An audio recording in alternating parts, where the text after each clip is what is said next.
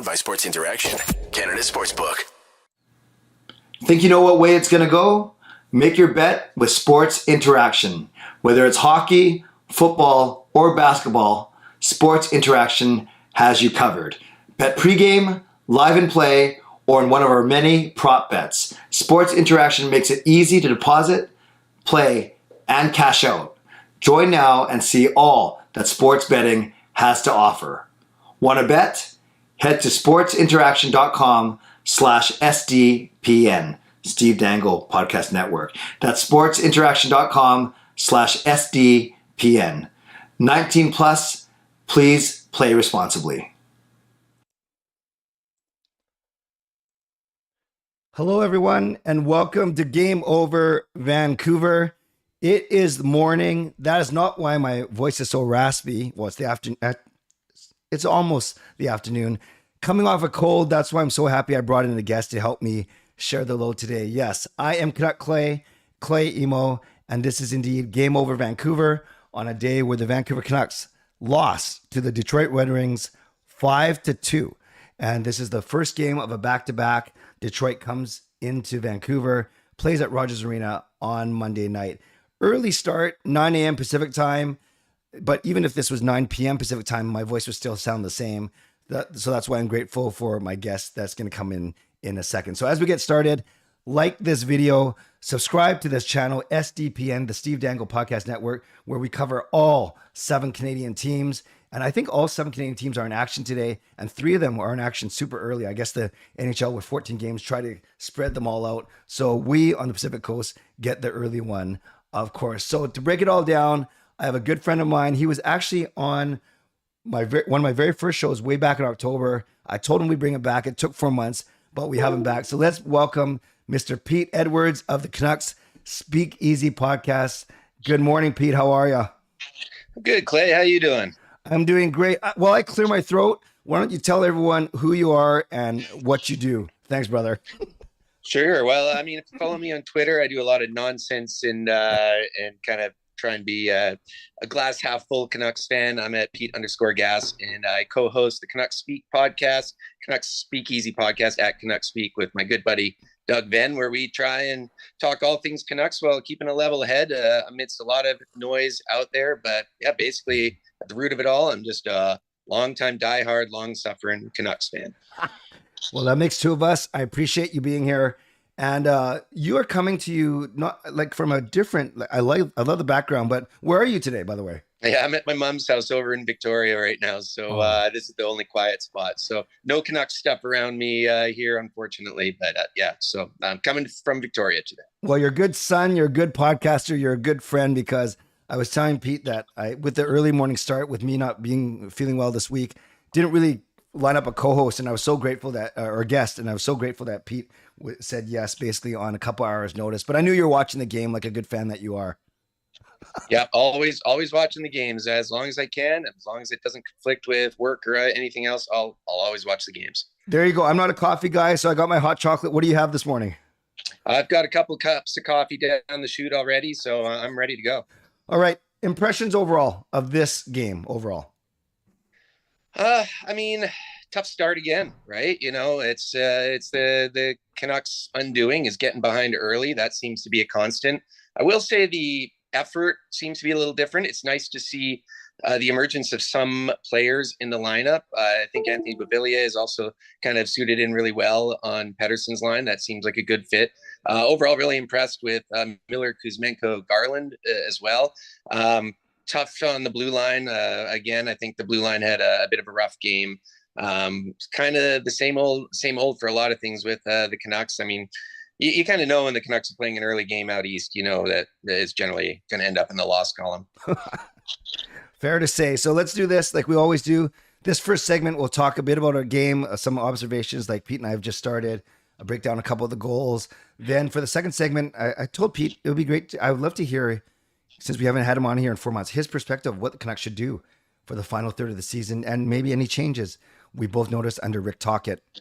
Then the third segment, we'll get to all of your questions. So love the interaction in the chat. Chat with one another. We are reading the comments, but we'll probably get to most of them at the end. So save your really good questions for the last 10 minutes, but please interact with each other, like this video, subscribe, and so grateful that you guys are here. Maybe you're chowing down your lunch while you're watching us, and hopefully you won't lose your lunch as we talk about this game. So Pete, as we started off, not the best start. The first goal, Ethan Bear and Quinn Hughes get their singles across, and then the second goal, it was Ekman-Larsson. He had a chance to ring it around, and then the Canucks got kind of scrambly. So I put these two goals kind of together. They both scored on Martin's right side. I don't know if they scouted him, but 4 of the 5 goals were actually scored on that side of Martin. So overall, as you watch Larkin score, as you watch Bergen score, what were your first thoughts? And were you said, okay, that's 58 minutes down, but 2 minutes down, but we still have 58 more minutes to go. What were you thinking? My first thought was I need to get more coffee in me right now, because this is not the way I wanted to start the day. Yeah, I mean, this is it's been a recurring problem. It's unfortunate that's still happening under Tocchet as well, but it's just been a tough year for Canucks goaltending, and this is something at the start of the year I felt really good about the Canucks goaltending situation. Obviously, Patrick Demko, what's happened there has been a big change, but I felt really confident with Spencer Martin as a backup. I mean, Martin and Delia, let's just face it, that's not an NHL tandem that's going to get it done. Yep. So for me, there's blame on the goalies for that start as much as anyone, but it's a team game. I mean, it's not just the defenseman, it's not just the goalie, it's the forwards, it's everyone. But I mean, what was it, 25 shots for the Wings tonight? Maybe they finished with, and scored 5 goals. So, that's pretty tough when you're only stopping 80% of the shots. And actually, you bring up a good point, because I saw a couple of people talking about this on Twitter. Now that we've seen Demko out since December 1st, so we're coming up on January, February, basically at least 2.5 full months, maybe even 3 by the time he plays. Are you surprised that the Canucks actually didn't make a more considered effort to go out and get a bona fide backup, a true second goalie? Or did you think that they thought Martin was going to be that guy? I think they thought Martin was that guy, and Colin Delia was the insurance. I also think the Demko injury has gone on a lot longer than they thought. I mean, originally, I don't think anyone, including the team, was saying he was going to be out this long. And I think they're being extremely cautious, as you should, with goalie injuries. I mean, you don't want to rush him back, especially with the situation the Canucks are in. Yeah. And I think it's just, there hasn't been really goalies on waivers. And I don't think they're really wanting to use assets to get another goalie. I mean, I think they still like what they had with Artur Silovs in the system down there as well. And so I just think this is kind of not gone the way as planned, like a lot of things with the Canucks. So Martin and Delia, neither one has really gotten it done, but that's also on the team as well in front of them.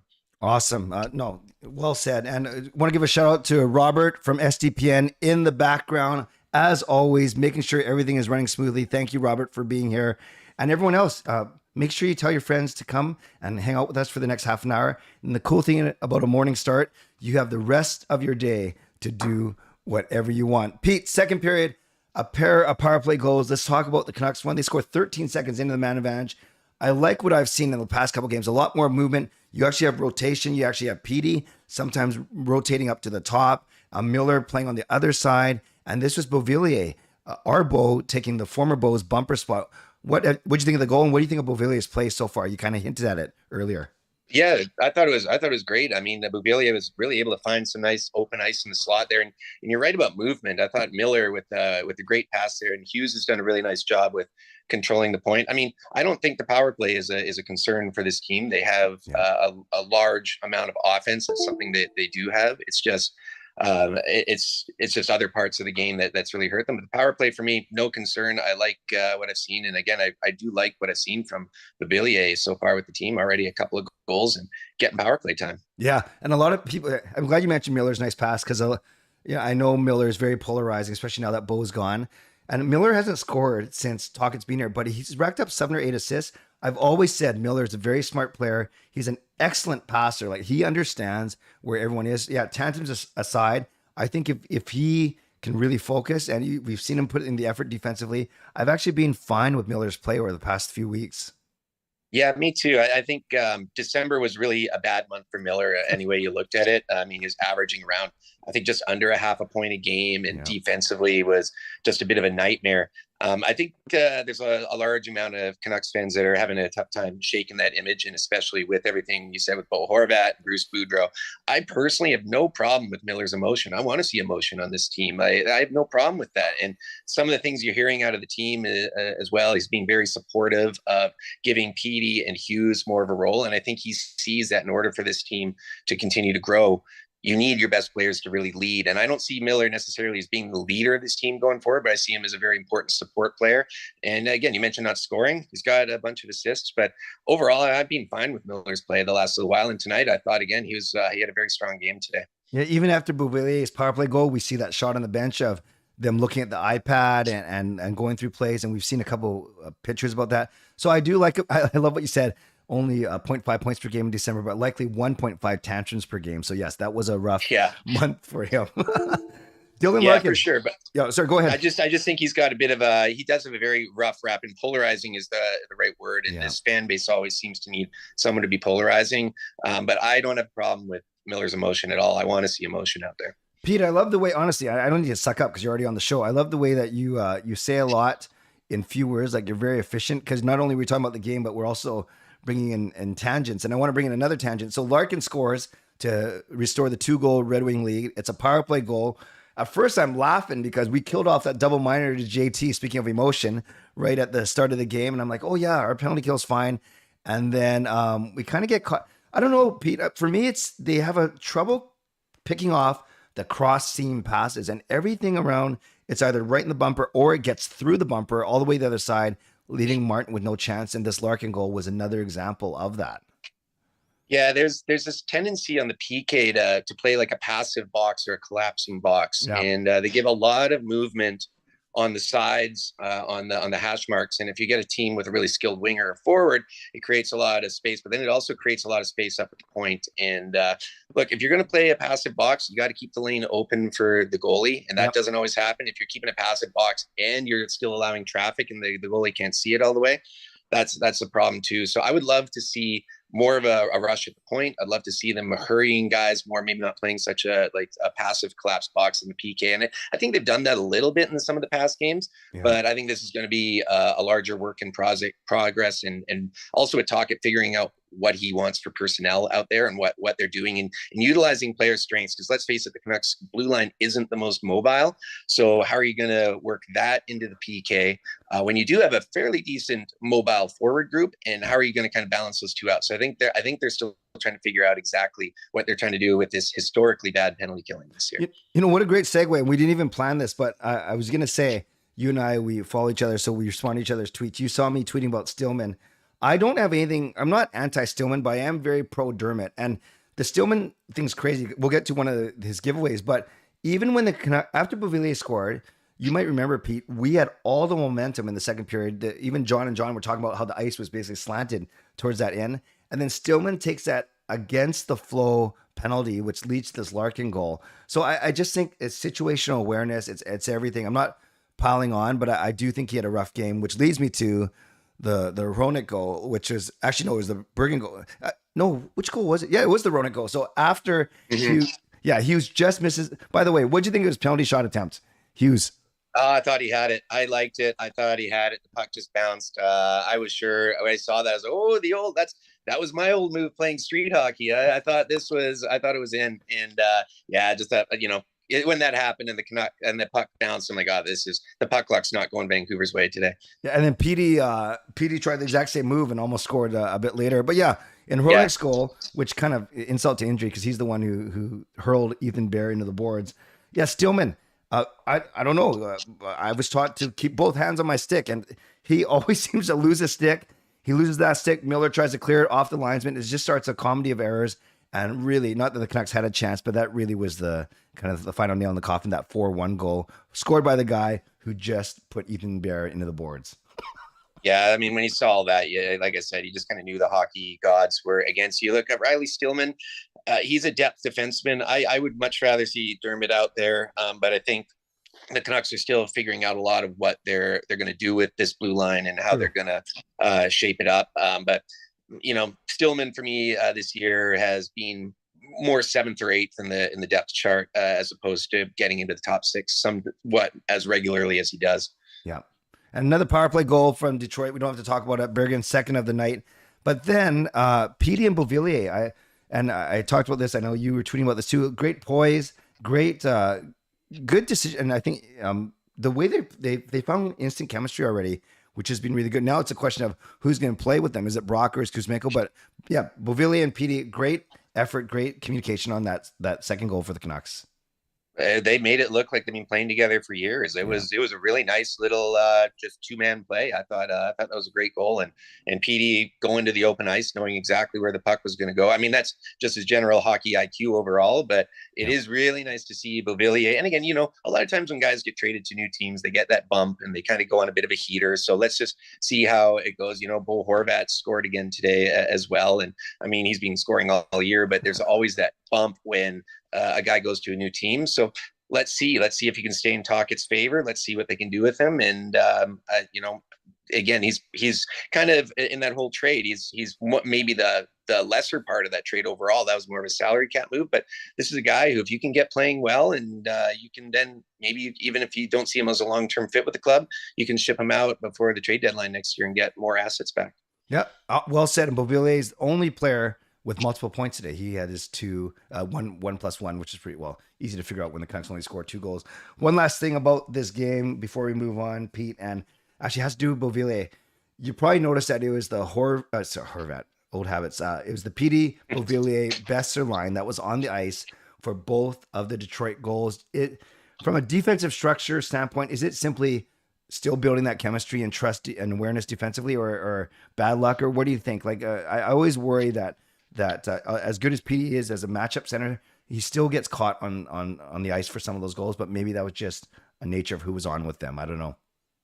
I think PD has had a bit of a rougher go defensively lately, but again, I don't think it's just on him. This for me, team defense isn't ever on one player on the ice. There's up to 6 guys on the ice, right? And that includes the goalie. And I think this is just, when you have a goalie as well, I not to keep harking on the Canucks goaltending, but when you have a guy back there you can trust for the save, it changes a lot of things. And I think the Canucks are generally taking risks, or maybe not doing the play they would normally do, because there's such an idea of we got to get this puck out, we got to get it up on the boards. And you see a lot of blind passes in their own end and guys not necessarily taking their man properly. And I think it all just kind of stems back to defensively, there's not a lot of confidence in the whole team's game, which I think you saw a bit today.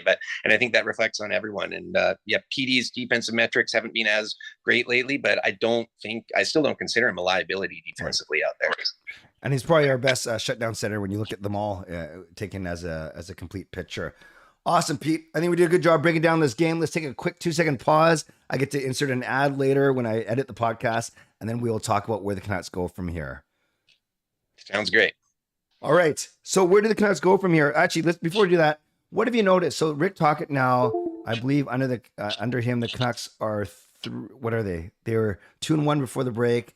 Then so I guess they're 3-1 now under Rick Tocchet. What have you seen? Let's talk about the good. What have you seen? Any changes in the way that the Canucks play? Changes more so in the way certain players are playing than in the way the Canucks play. Connor Garland, noticeable improvement, I think, out there. He's one that I've been quite impressed with. Curtis Lazar, another one I think is improved. More so with the forward game. The defenseman, again, I still haven't noticed a huge difference, maybe a bit with Quinn Hughes, but I think Hughes started really up in his game late December, early January as well. I think they're definitely, it feels like they're playing a more solid 60 overall, but again, you're not getting all the results that you want.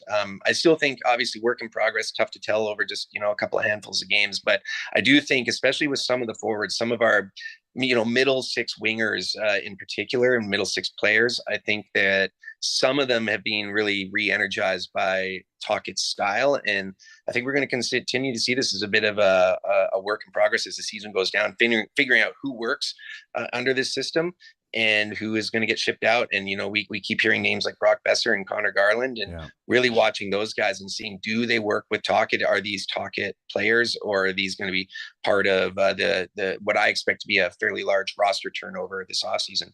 And we knew that no matter who came in, Rick Tocchet or whoever replaced Bruce Rougeau was going to have an uphill battle, just because of this market's adulation for Bruce, and rightfully so. So I almost felt like I didn't know much about Tocchet. I saw his coaching record, but I kind of took that with a grain of salt. You know, everything changes, coaches mature, and I've quite frankly, Pete, I've liked the way that he's spoken in the media. He doesn't try and use big flowery words or anything. He just says trust, soft, systems, intensity, culture. He's using all these words, but I think he truly means them. And I've actually been fine with his transparency, and I don't think he's said anything that you would say, you know, oh, I can't believe he said that. He's only been here less than a month. So if it's another way of building accountability and culture, I'm all for it. How about you? Yeah, I think it's very different from the Bruce Boudreau regime, and even the coaches before that, from Travis Green and Willie Desjardins, going all the way back. You know, this is kind of a different look for a Canucks coach. I also love that you have guys like Foote and Gonchar on there. I mean, that's like a NHL '96 All-Star team, right? Like it's great to see these guys and players that were really tough to play against. And so I appreciate that they have that. Yeah, the jury is still out on, obviously, on a lot of things, but I do feel that this is look, what we had for the same time wasn't working, and so let's try something different. Let's actually see what this management group can do here, and with what this team can do, because they didn't have their coach. Now look, they've since they've come in, they've gotten rid of their head coach, their AHL coach, and their captain. It's now all right. There's not really any more excuses here. Now they've kind of got their people in place. Let's see what this team can do and where they can go from here. So still early stages, but I think that what we're seeing with talking to them is figuring out what they have with personnel, what they can work with, and setting up more for what the September training camp is going to look like. Right. And so let's talk about Kuzmenko real quick. 12 minutes of ice time 3 games ago, 12 minutes of ice time last game, and only 10 and a half this game. Is this simply odd man out because Besser's playing better? Is this Tocchet not trusting him? Or is it too early to say? Because we did just sign him to a 2-year extension. I mean, it's a one game, and he didn't have a good game today. And like just kind of looking at some of his metrics for the game as well. Like he was the lowest player on the team in ice time. It wasn't the best of games for him, but you know, these things happen. You see players have an off game. It'd be more telling if like how he comes back next game, where they're using Kuzmenko. If you look at the lineup and you see, Kuzmenko's starting on a 4th line wing, you're like, oh geez, there's really something here. But I don't see any reason why this would be something that would be consistent going forward. When the Canucks have just signed Kuzmenko to a 2-year deal, he's having a pretty good year. Yeah. Let's look at this as a one-off. If there's a pattern with this, then you're going to question, like, well, if Tocchet doesn't trust this guy, why did the Canucks just sign him to a 2-year, $11 million extension as well? So one of those games, I don't think Kuzmenko had the best game. I mean, he still was a Corsi positive player. Take that for what you want for the game, but lowest ice time on the team. So that doesn't help my hockey pool at all. So I really hope that doesn't continue as the season goes on. And the Canucks over the break, because of Mikheyev's injury, because we know about Lane Pearson to waivers, and then of course Bo getting traded. There are a lot of spots. So they actually brought up Neil Zaman, who started the season with us. They brought up Podkolzin, who started the season with us, and they brought up Phil DiGiuseppe, who's up and down. I've actually been impressed with all 3. What have you seen from the 3 AHL call-ups so far? Yeah, impressed. And this is something, impressed for as much as you can for guys who are coming up from the AHL. But what I've noticed, I've been following the Abbey Canucks quite a bit. And, my friend Brendan, Jabo_Vancouver on Twitter, he goes to a lot of games. He's been really following the Canucks, and we've been talking about the structure and the way that they've got the team playing down there. And I think it's reflective, and this is something that is really important for the organization. Like Doug and I on our podcast this week, we talked about Atu Ratu going down to Abbotsford, not immediately jumping up to the big club. And I think this is important. And you saw in the Pittsburgh era, you saw a lot of these guys who came up through the system, like guys like Gensel and Rust, who came up through the Pittsburgh organization, playing in Wilkes-Barre for years, and then getting up when when they're ready. And I like to see what these guys have. Amon has looked about the same as when he was up last time, which is fine. DiGiuseppe, I think, has looked really good, which is nice to see. And Pod Colson's game tonight did actually impress me quite a bit. He's got a lot of hustle. He still has some bad puck luck around the net. And, he'll set up a guy who hits the post or whiffs on it or something. But Pod Colson, I still see as being a starting winger with this team next year. And we'll see as well with Hoglander, what he's doing down there as well. But I think it's a good thing to kind of let guys simmer a bit and not rush them up. And so that's kind of as well with Hoglander and Ratu down there. No rush to bring these guys up. Yeah, and I'm glad you mentioned Hoglander. I know a lot of people were fretting, why wasn't he part of it? I think it's important to realize that as soon as he plays 2 more games at the NHL level, you cannot send him down to Abbotsford without him having to clear waivers, and you simply can't do that. So basically, once you bring him up the next time, he's up, and he's either playing or he's a healthy scratch. Yeah, so let him simmer, let him go. And Pod Colson, less games played, so there's not that same concern there. But yeah, completely right. I'm fine with letting the Hoglander stay down there, and then you can make a decision with it next year and whether he's a part of the future more. Anything that you've seen from Tocchet, maybe it's not because of him, but things that you kind of wish the Canucks would improve on, and they haven't seemingly, even it's only been 7 games, but you're still concerned. I think I know where you're going to go with this, but let's hear it from you. Oh, well, I mean, maybe I am. I don't know, but I was going to say physicality. This is something with that Rick Tocchet as a player was very physical. And the Canucks are doing it. They're playing physical, but they're also not necessarily doing it the right way. They're still taking a lot of penalties. So I'd like to see them play a more physical, grindier Tocchet style game than what they're currently doing. And of course, not allow so many goals and kill some better penalties. All those things are kind of tied together. But yeah, for me, I'd like to see just a more little fire in the team. I want to see some of these Canucks wingers play like Rick Tocchet did when he was playing. Yep. And I maybe that's why he likes the DiGiuseppes of the world, because he could see a bit of a, some, what's the word that starts with it starts with the word pugnacity. Sure. Let's go with that. Yeah, but the old Brian Burke quotes. But I think that again, Pod Colson has looked good with this too, and I think this is something now that they are working on with on the AHL level and starting to create more of a core with this team. But it's a long work in progress, like a lot of things with this team. So let's see how it goes with the rest of the season. Finally, before we get to some questions from our viewers, I've known you for a few years now. We only got to meet just past couple months, which is awesome. I know you to be truly rational. You're a good communicator. You've been a long-suffering fan. Now, with 29 games to go, with us sitting 6th from the bottom in the standings, and I think you and I are smart enough we're still cheering when the Canucks score, and we kind of want them to win, but at the same time, we're smart enough to recognize the big picture, especially this year. So having said all that, what do you want the Canucks to do for the final 29 games of the season? Well, I think you said it pretty well.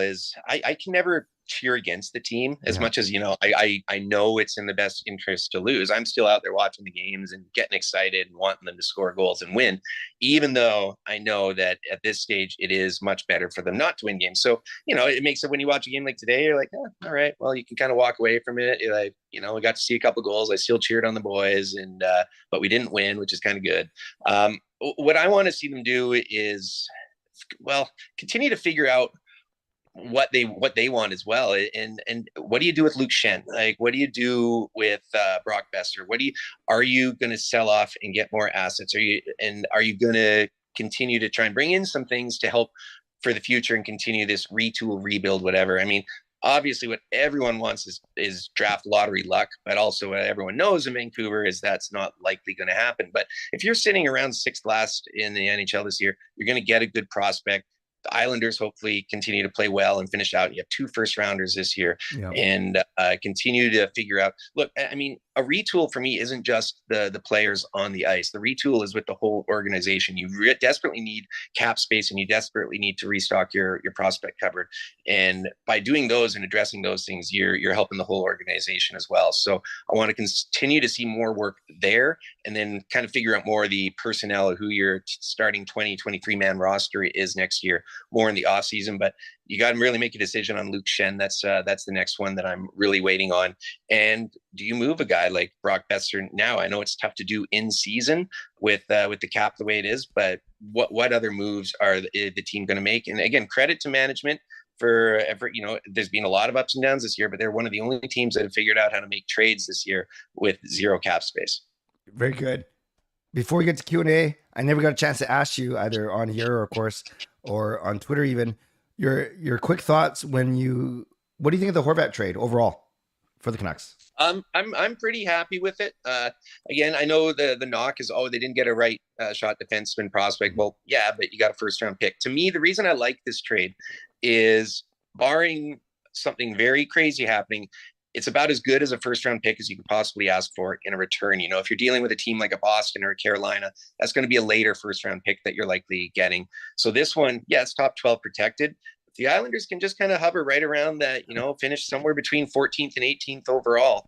That's going to be a mid-teens first round pick, and that's about as good as you could possibly get from it. So for myself, that's the big key. I was a big fan of Ratu for a while there. I know he had a terrible draft here, but he is still a prospect that is a good prospect. And again, obviously jury's out there, and Beauvillier's looked decent so far, but this trade's going to take a few years to unpack. I will say, if it was 8 years, $8.5 million to keep Bo Horvat here, then the team made the right decision with trading him. That's too rich for me. No, I'm with you. The order was a little bit messed up with the Miller thing, but hey, all things considered, I am fine with it as well. Okay, friends, thanks everyone for joining us. We have a few more minutes with Pete, so put some questions in the chat box now.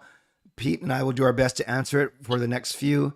And again, there's a day where the Canucks lost 5-2 Detroit Red Wings. It was the first game of a back-to-back. Canucks hosting the Red Wings on Monday night at Rogers Arena. I'll be at that game. Pete, you going to that one? Yeah, I am actually. I'll be at the Detroit game on Monday. Oh, sweet. Well, we can see each other, and then we should have done this live. Okay, maybe not. Fangirl says, what similarities... Okay, I know she's asked this to me before, so I'll ask you, what similarities do you see between the Linden and Horvat trade? Obviously traded to the same team, 30 years difference. You want to chip in on that one? Yeah. I mean, I noticed it right away. As soon as I saw the Islanders, my first thought was the Linden trade. Now, the Linden return was a little different. You had two players who were already with some NHL experience in Bertuzzi and McCabe coming over. Yeah. And then that third round pick, they actually hit on and became Jarkko Ruutu. So, I mean, obviously a fantastic trade. So that's kind of, for me, almost where the similarities end. I mean, it was a 3-for-1 deal with the Islanders. That's the major part. This one, there's a lot more variables in it, because you're getting guys besides Beauvillier. You're getting the two main pieces, the prospect and the first question mark. So it's going to take a little while longer to evaluate. But yeah, the similarities of trading a captain fan favorite to the Islanders for 3 players is kind of interesting. Yeah, good question, Fangirl. And yes, the fact that it was Linden and then Horvat were the main pieces. Also, hello, Kepner Canucks. Kepner Canucks just started a brand new YouTube channel, so invite you guys to check him out. Always good, always room for good content creators in Vancouver. There's enough passion to go around for sure. Great to see you. Any other questions for Pete or for me as we look to wrap up the show? Yeah, Pete, as we're waiting, what's your recording rhythm for Canucks Speakeasy? How often do you guys record? We try and in the season do once a week, but it's really dependent on our schedules. And we try to record. Well, we don't record on game nights. So if we see the Canucks are playing, we won't do those nights are out. And with the rest of the nights during the week, we'll try and figure out a night that works. Irregularly scheduling. I know a friend of both of ours, Chris Faber, when we started doing the podcast, Chris was on ours a few times, and we were on his a few times, and he's always said, just try and get a regular rhythm. And we're like, we'll try, and it just never has worked out. So we kind of just release episodes when we can, about once a week throughout the season, but not recording on game nights. Very fair, very fair. We got one more. Pete, are you, before I set you up are you a prospects guy a little bit? Little bit, but I haven't been doing enough research for the draft this year. I'm kind of aware of the guys at the top, but I need to.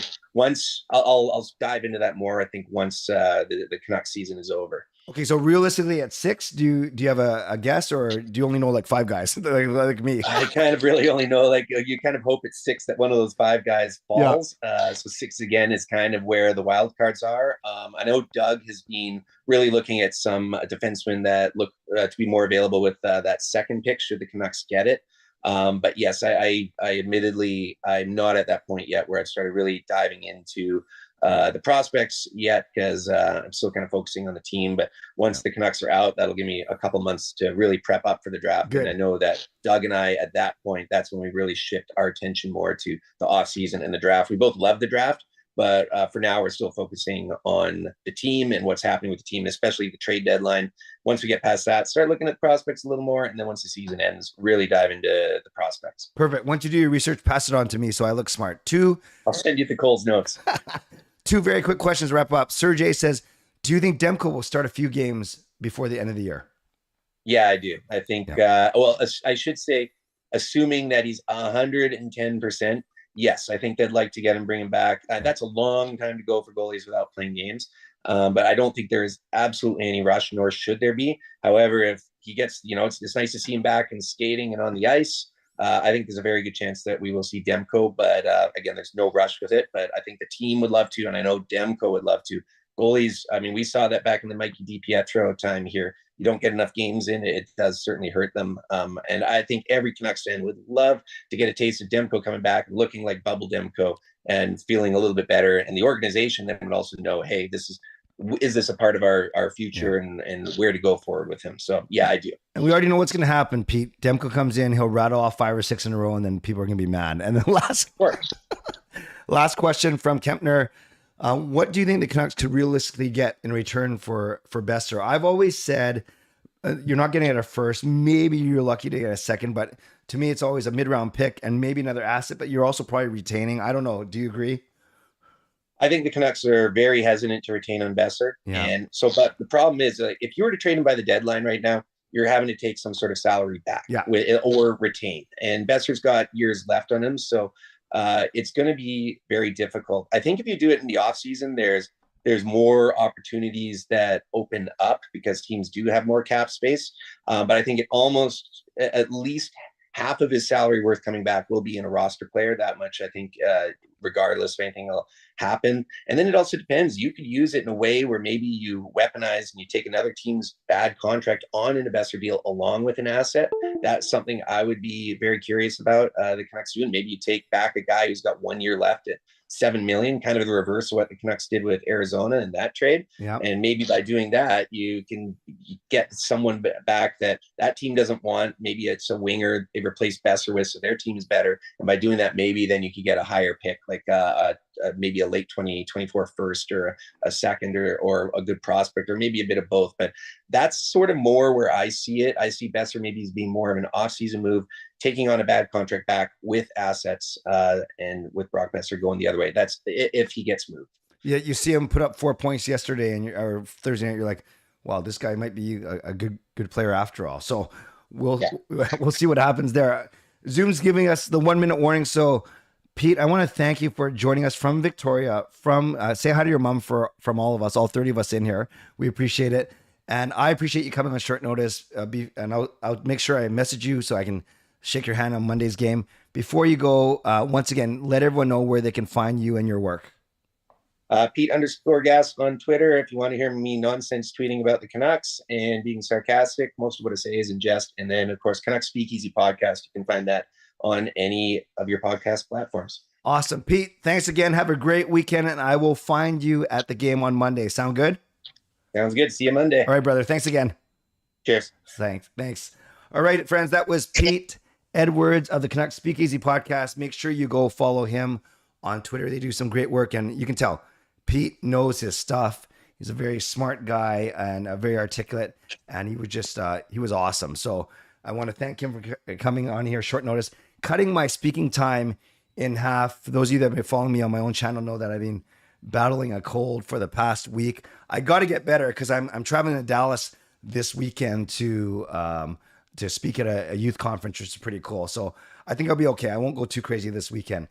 I want to thank all of you for being here with me tonight. The Canucks next play on Monday night, hosting this exact same Detroit Red Wings team. So hopefully they come out with a better effort, at least a better start, whether you want them to win or lose. Because I'm going there, I simply want to be entertained. So once again, thanks to Pete.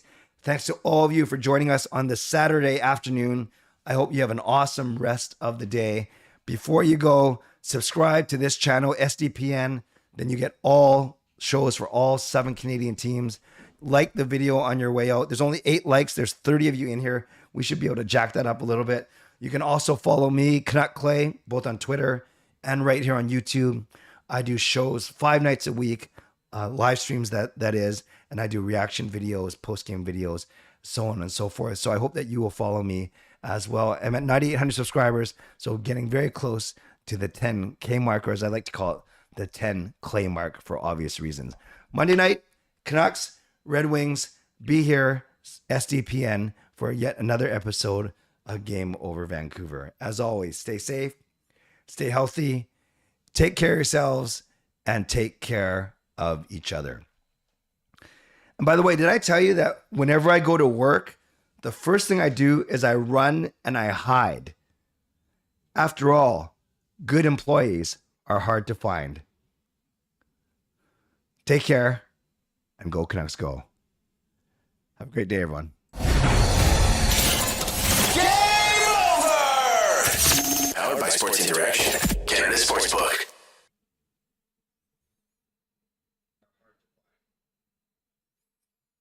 Take care and go Canucks go.